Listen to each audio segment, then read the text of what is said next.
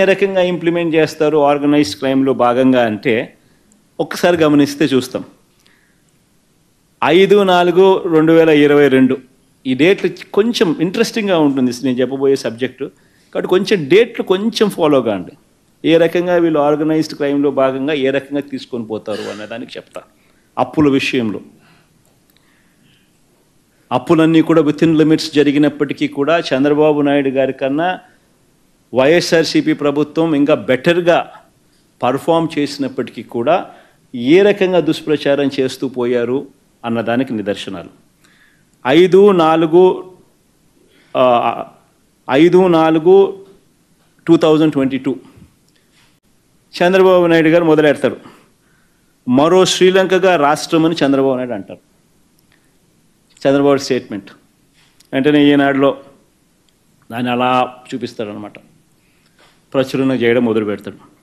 దీని తర్వాత రాష్ట్రం దివాలా తీసినట్టు సీఎం ప్రకటిస్తారేమో అని చెప్పి మళ్ళీ చంద్రబాబు నాయుడు అంటాడు. ఇది 13/4/2022 13/4/2022లో అంటాడు. వెంటనే ఈనాడు మేలుకోకుంటే మనకు శ్రీలంక గతే అని చెప్పి రాస్తుంది. ఈనాడు 19/4/2022 వెంటనే ఈనాడు మేలుకోకపోతే మనకు శ్రీలంక గతే అని రాసేస్తుంది. దీని తర్వాత తందన తాన అంటూ దత్తపుత్రుడు శ్రీలంక పరిస్థితికి రాష్ట్రం కూతవేటు దూరంలోనే ఉంది అని చెప్పి ట్వీట్ చేస్తాడు. 17/5/2022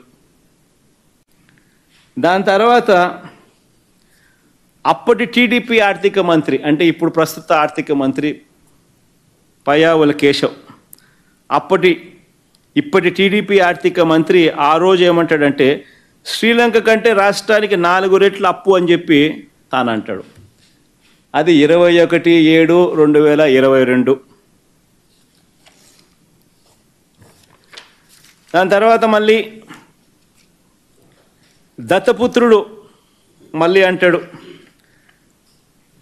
అప్పులతో ఆంధ్ర పేరు మారు మోగిస్తున్నందుకు అప్పు రత్న అంటూ పేరు పెట్టాలని మరో ట్వీట్ చేస్తాడు. 17/2/2023. దాని తర్వాత వెంటనే చంద్రబాబు గారు వదినమ్మ గారు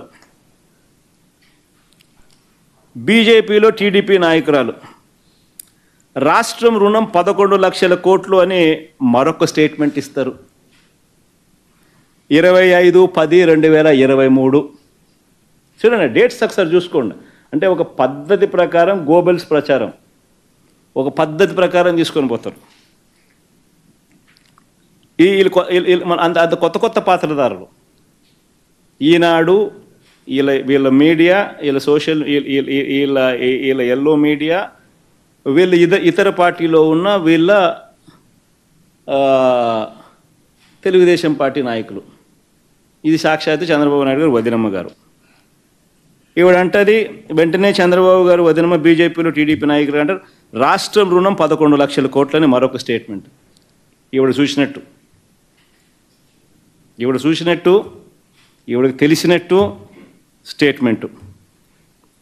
ఇది 25/10/2023. మళ్ళా అప్పులపై ఫోరెన్సిక్ ఆడిట్ చేయాలని పార్లమెంట్లో కేంద్రం ఇచ్చిన సమాధానాన్ని అడ్డుపెట్టుకుని వైఎస్ఆర్సీపీ తప్పుడు ప్రచారం చేస్తుందని రివర్స్ ప్రచారం. ఇదంతా కూడా ఇవన్నీ కూడా ఎందుకు చేశారు? ఇవన్నీ కూడా ఎందుకు?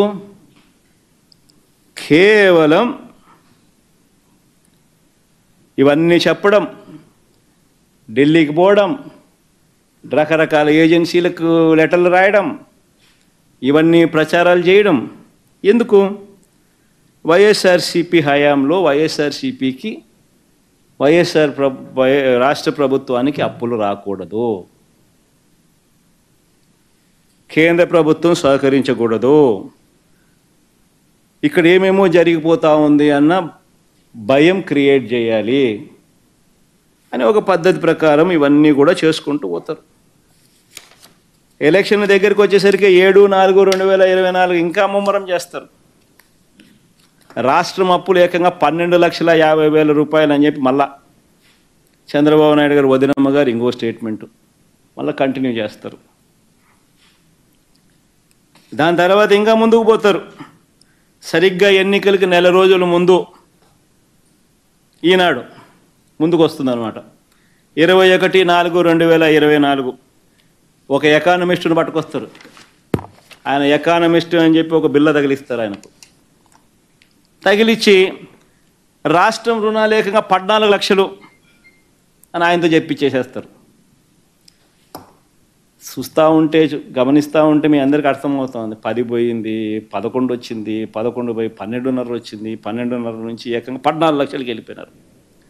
ఎన్నికలకు అంతా 21/4/24 ఎన్నికలకు